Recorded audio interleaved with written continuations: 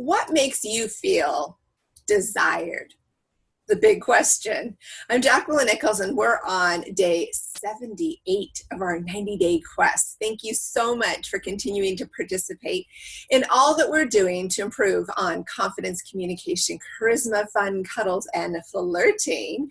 I really love that we have done this every single day. I've not missed a day. Hopefully you've had a chance to catch up if you've missed any videos. This is really about talking in real time. You know, a lot of tips and ideas that are out there are things that are outdated, irrelevant, and I have to tell you, this is all stuff hot off the press. And so I was thinking about this last night as I was going to sleep. What is it that makes a person feel desired? What is it about someone that makes them feel worthy, acknowledged, validated, and valued? So I was kind of trying to put two words together there. But I think it's really important for us to know what our triggers are that keep us interested, and also to know what other people are wanting. So I want to hear from you. What is it that makes you feel desired? You know, there's obviously a sexual desire that we know when we're with somebody, but also it's what's the desire when we're apart, when we're out with friends. A lot of times I hear from people, I want to meet someone that we can enter a party together. Everyone knows we're together, but then we can go talk to other people and catch up along the way. But I know we have that confidence with each other that we can enjoy other conversations, and then by the end of the evening we'll circle back together, and that actually makes them feel very desirable because they don't feel like the person's like a puppy dog, but they also feel very proud to be with that person at the gathering.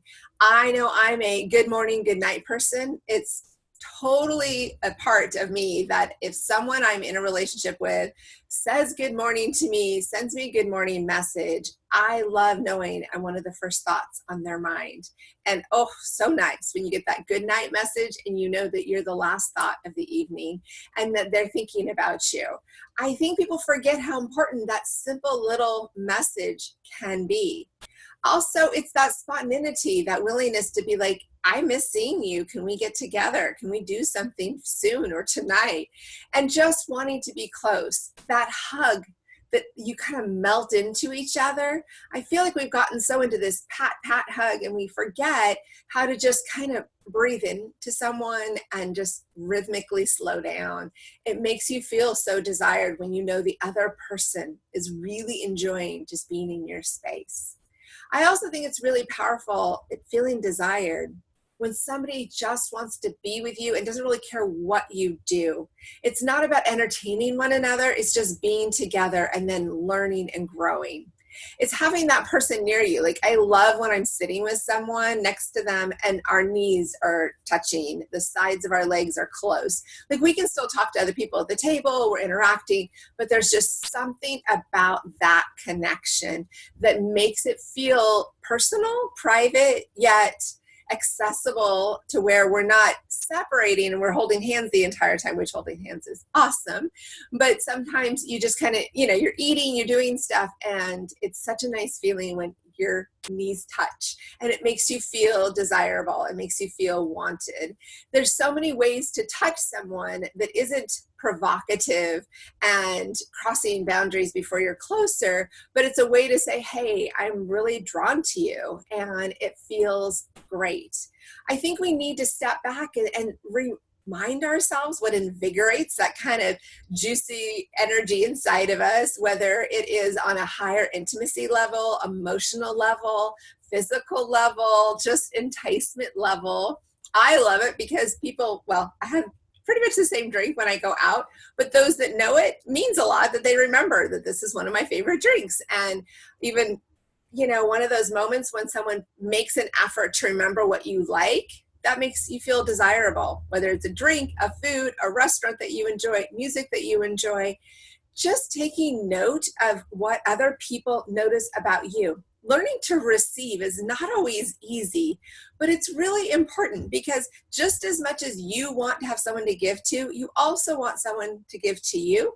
But you have to remember that in past relationships, they might not have been encouraged to give, or to receive. So it's often a new muscle we have to do. So I was thinking about how much I want to wake up everybody who's listening right now. Yes, that's you that I'm talking to.